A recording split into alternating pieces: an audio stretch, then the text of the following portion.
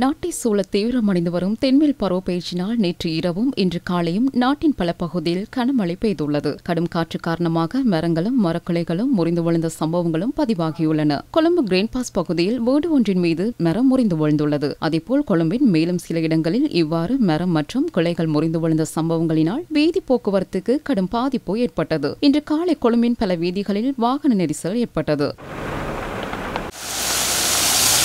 SSC விளையாட்டு மைதானத்தில் காட்சிப்படுத்தப்பட்டிருந்த பதாதைகள் சில கடும் காற்றினால் சரிந்துள்ளது.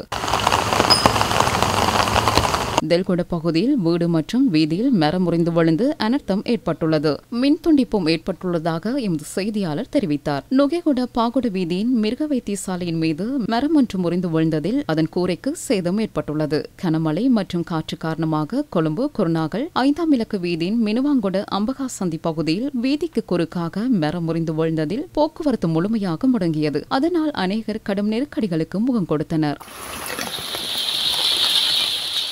ஹொரண இகலமில்லேவ பகுதியில் மரம் ஒன்று முறிந்து விழுந்தமை மற்றும் கடும் காற்றினால் 6 வீடுகள் கடுமையாக சேதமடைந்துள்ளன. நேற்று இரவு சம்பவம் இடம்பெற்றுள்ளது. மழை மற்றும் பலத்த காற்றினால் வெளிமட மற்றும் ஓவா பர்ணகம பகுதிகளில் பல வீடுகளுக்கு சேதம் ஏற்பட்டுள்ளன. மின் விநியோகமும் பாதிக்கப்பட்டுள்ளது. நுவரலிய பம்பிரகல தோட்ட பகுதியில் லயன் குடியிருப்பின் மீது மரம் முறிந்து விழுந்ததில் அதில் உள்ள 4 வீடுகள் சேதமடைந்தன. வலலா வீட்டு நிலுவ பலவத்தை வீதியின் துண்டல உள்ளிட்ட இடங்களில் அதிக வலுக்கொண்ட மின்னணைப்பு கம்பி மீது மரம் முறிந்து விழுந்ததினால் மின்னணைப்பு துண்டிக்கப்பட்டுள்ளதோடு போக்குவரத்தும் பாதிக்கப்பட்டுள்ளது. காசல்ட்ரி நீரேந்து பகுதிகளில் கனமழை பெய்து வரும் நிலையில் அப்பகுதியை ஊடறுத்து வீசிய பலத்த காற்றினால் ஹட்டன் நோட்டன் பிரிட்ஜ் பிரதான வீதியின் பல இடங்களில் மரங்கள் முறிந்து விழுந்துள்ளன. அவற்றை அகற்றும் பணிகள் இன்று முற்பகல் ஆரம்பிக்கப்பட்டது. கண்டி தென்னங்குமுற அம்பிட்டிய பகுதியில் வீடு ஒன்றின் மீது பாரிய தொலைத்தொடர்பு கம்பம் முறிந்து விழுந்ததில் குறித்த வீடு பலத்த சேதம் அடைந்துள்ளது. சம்பவத்தில் குழந்தை ஒன்றும் பெண்ணொருவரும் காயமடைந்துள்ளனர். இகலதென்ன கும்புற மேகனுவ வீதியில் உள்ள வீடு ஒன்று கனமழை மற்றும் காற்றினால் சேதமடைந்துள்ளது. களுத்துறை நாகசந்தி காலி வீதியில் உள்ள வர்த்தக நிலையம் ஒன்றின் மீது மரம் முறிந்து விழுந்ததில் குறித்த வர்த்தக நிலையம் சேதமடைந்துள்ளது. அக்குரச மார்கோடு பகுதியில் வீடு ஒன்றின் மீது மரம் முறிந்து விழுந்ததில் வீட்டுக்கு சேதம் ஏற்பட்டுள்ளது. வீட்டில் உள்ள எவருக்கும் பாதிப்பு ஏற்படவில்லை. ஹோமாகம கொடகம லயனல் ஜெயசிங்க மாவட்டத்தில் 15 வீடுகள் சேதமடைந்துள்ளன. நேற்று இரவு பெய்த கனமழை மற்றும் பலத்த காற்றினால் இந்நிலைமை ஏற்பட்டுள்ளது. மாத்தளை ரத்தோட்ட இக்ரியாக்குள்ள பகுதியில் தோட்ட குடியிருப்பு பலத்த காற்றினால் சேதமடைந்துள்ளது. அக்குடியிருப்பில் வசித்த 9 குடும்பங்களை சேர்ந்தோர் இக்ரியாக்குள வித்தியாலயத்தில் தற்காலிகமாக தங்க வைக்கப்பட்டுள்ளனர்.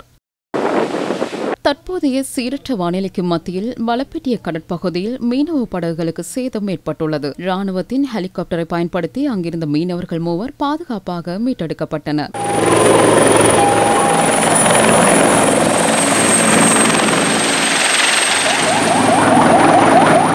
வடமேல் கடல் பகுதியில் அலையின் தாக்கம் அதிகரித்துள்ளமையினால் அநேக மீனவ துறைமுகங்கள் கடல் அலையின் தாக்கத்திற்கு உள்ளாகியுள்ளன. இதனால் மீனவர்கள் தமது மீன்பிடி படகுகள் மற்றும் வெள்ளங்களை நிறுத்த முடியாத நிலைமை ஏற்பட்டுள்ளது. மாரவில வடக்கு முத்துக்கட்டுவ மீன்பிடி துறைமுகத்தில் கடும் அலை தாக்கம் இருப்பதால் அநேகமானோர் கடலுக்கு செல்வதை தவிர்த்து வந்தாலும் சிலர் அபாயத்தையும் கவனத்திற்கொள்ளாது மீன்பிடியில் ஈடுபடுவதை காண முடிகிறது. மின் விநியோக பாதிப்பு தொடர்பான முறைப்பாடுகளை 1987 எனும் துரித தொலைபேசி இலக்கத்திற்கு அழைப்பு ஏற்படுத்தியும் கையடக்க செயலி ஊடாகவும் அனுப்பி வைக்குமாறு மின்சார சபை கோரிக்கை விடுக்கிறது.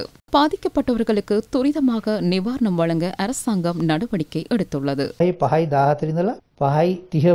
2025 5ஆம் மாதம் 14ஆம் தேதியிலிருந்து இன்றைய தினம் நண்பகல் வரை அனர்த்த நிலைமையினால் 3 மரணங்கள் சம்பவித்துள்ளன. உயிரிழந்த ஒருவரின் குடும்பத்துக்கு தலா 10 லட்சம் ரூபாய் நட்டுக்கிட்டே வழங்குகின்றோம். 24 பேர் காயமடைந்துள்ளனர். காயமடைந்தவர்கள் அங்குவீனமடைந்தால் உயர்ந்தபட்சம் 10 லட்சம் ரூபாய் வரை நட்டுக்கீடு வழங்கப்படும். இந்த காலப்பகுதியில் 60 வீடுகள் முழுமையாக சேதமடைந்துள்ளன. குறித்த முழுமையாக சேதமடைந்த வீடுகளுக்கு தலா 25 லட்சம் ரூபாயை நட்டுக்கீட்டை செலுத்துவதற்காக நாம் நடவடிக்கை எடுத்துள்ளோம். பகுதி அளவில் 2053 வீடுகள் சேதமடைந்துள்ளன. குறித்த வீடுகளுக்கு சேதத்தின் அடிப்படையில் அதற்கான நட்டுக்கீட்டு தொகை வழங்கப்படும். குறித்த சேதம் தொடர்பில் மதிப்பீடுகளை மேற்கொண்டு நட்டுக்கீட்டை செலுத்துமாறு அதிகாரிகளுக்கு பணித்துள்ளோம். பிரதேச செயலக மட்டத்தில் 3 லட்சம் ரூபாய் வரை மதிப்பீடுகளை மேற்கொண்டு உடனடியாக நட்டுக்கீட்டை செலுத்த முடியும். 3 லட்சம் முதல் 10 லட்சம் வரையான நட்டம் என்றால் மாவட்ட செயலாளருக்கு அதற்கான அதிகாரம் உள்ளது. அதற்கு மேலதிகமான நட்டம் ஏற்பட்டால் அமைச்சு மட்ட தலையீட்டுடன் அமைச்சரவை குழுவின் அங்கீகாரத்துக்கு அமைய அதற்கான நட்டுக்கீடு செலுத்தப்படும். உரிய நிதி மாவட்ட செயலாளர்களுக்கு வழங்கப்பட்டுள்ளது. அது தொடர்பான ஆலோசனைகளும் வழங்கப்பட்டுள்ளன. எவருக்கும் எவ்வித பாதிப்பும் ஏற்படாது வீடு சேதமடைந்து வீட்டில் இருக்க முடியாதவர்களுக்கு 6 மாதங்கள் வரை வீட்டு வாடகை செலுத்துவதற்கும் நடவடிக்கை எடுக்கப்பட்டுள்ளது.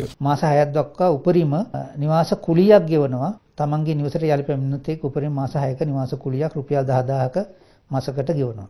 කොළඹ දිස්ත්‍රික්කය තුළ පසුගිය දින දෙකෙහි ඇති වූ கொழும்பு மாவட்டத்தில் கடந்த 2 நாட்களில் மழைவீழ்ச்சியினால் 245 குடும்பங்களைச் சேர்ந்த 1321 பேர் பாதிக்கப்பட்டுள்ளனர். 3 வீடுகள் முழுமையாக சேதமடைந்துள்ளன. 239 வீடுகள் பகுதி அளவில் சேதமடைந்துள்ளது. பொது சொத்துக்களுக்கும் வீதி கட்டமைப்புகளுக்கும் ஒரு சில பாதிப்புகள் ஏற்பட்டுள்ளன. சேதமடைந்த வீடுகளை ஆராய்வதற்கும் நட்டுஈட்டு தொகையை மதிப்பிடுவதற்கும் எமது அதிகாரிகள் குழு அனுப்பப்பட்டுள்ளன. நட்டுஈட்டை வழங்குவதற்கான நிதி அரசாங்கத்தினால் ஒதுக்கப்பட்டுள்ளது. எதிர்வரும் ஒரு சில தினங்களில் அவர்களுக்கான நட்டுஈட்டை வழங்க முடியும். பொதுமக்கள் அதிகாரிகளினால் வழங்கப்படும் ஆலோசனைகளை பின்பற்றி ஆபத்தான இடங்களில் இருந்து வெளியேறுமாறு வழங்கும் உத்தரவுகளுக்கு அமைய செயற்படுமாறு கோருகின்றோம். மின்னல் தாக்கம் பலத்த காற்றின் போது மிகவும் பாதுகாப்பாக இருக்குமாறு கோருகின்றோம். අවලදී ඉතා සුපරීක්ෂාකාරීව වාසය කරන්න කියලත් කවුරුවෙන් ඉල්ලා. நாளைய தினம் மேல் சப்ரகமுவ மத்திய மற்றும் வடமேல் மாகாணங்களிலும் காலி மாத்தறை ஆகிய மாவட்டங்களிலும் இடைக்கிடையே மழை அல்லது இடியுடன் கூடிய மழை பெய்யக்கூடும் என வளிமண்டலவியல் திணைக்களம் தெரிவித்துள்ளது. மேல் மற்றும் சப்ரகமுவ மாகாணங்களிலும் நுவரெலிய, கண்டி, காலி மற்றும் மாத்தறை ஆகிய மாவட்டங்களிலும் ஒரு சில இடங்களில் 75 மில்லிமீட்டரை தாண்டிய மழை வீழ்ச்சி பதிவாகக்கூடும். வடமத்திய மாகாணத்திலும் மன்னார் மற்றும் ஹம்பாந்தோட்டை மாவட்டங்களிலும் ஒரு சில சந்தர்ப்பங்களில் மழை பெய்யக்கூடும் என திணைக்களம் தெரிவித்துள்ளது. மத்திய மலைநாட்டின் மேற்கு சரிவுகளிலும் வடக்கு, வடமத்திய மற்றும் வடமேல் மாகாணங்களிலும் ஹம்பாந்தோட்டை மற்றும் திருகோணமலை மாவட்டங்களிலும் இடைக்கிடையே காற்று மணித்தியாலத்திற்கு 50 கிலோமீட்டர் வேகத்தில் வீசக்கூடும் எனவும் எதிர்வு கூறப்பட்டுள்ளது.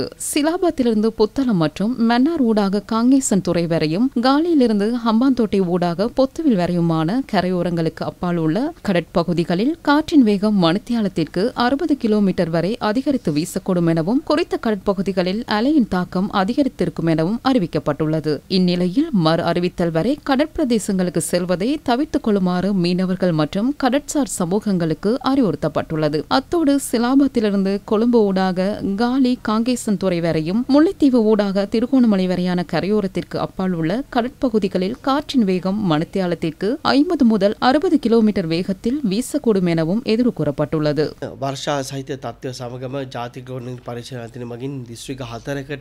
நிலவும் மழையுடன் கூடிய காலநிலையை அடுத்து தேசிய கட்டிட ஆய்வு நிறுவனத்தினால் 4 மாவட்டங்களுக்கு மண்சரிவு அபாய எச்சரிக்கை விடுக்கப்பட்டுள்ளது. காலி, களுத்துறை, கேகாலை, கண்டி ஆகிய மாவட்டங்களுக்கு எச்சரிக்கை விடுக்கப்பட்டுள்ளது. மண்சரிவு அபாயம் தொடர்பில் மிகவும் அவதானத்துடன் இருக்க வேண்டும். மரங்கள் முறிந்து விழக்கூடிய அபாயம், மண்மேடு மற்றும் கற்பாறைகள் சரியக்கூடிய அச்சுறுத்தல், நீர் ஊற்றுக்கள் உருவாவதால் ஏற்படும் பாதிப்புகள் தொடர்பில் அவதானமாக செயற்படுங்கள். பாதுகாப்பற்ற மரங்கள் தொடர்பில் கூடுதல் விழிப்புடன் செயற்பட வேண்டும். அனர்த்தம் ஏற்படுவதற்கு முன்னர் காலநிலை அறிக்கைகள், அனர்த்த முகாமைத்துவ மத்திய நிலையத்தின் எச்சரிக்கைகளை அவதானத்துடன் செயற்படுவது முக்கியமாகும். அனர்த்த முகாமைத்துவ மத்திய நிலையத்தினால் 24 மணித்தியால சேவை நிலையமும் 117 என்ற இலக்கமும் தயாராக உள்ளது.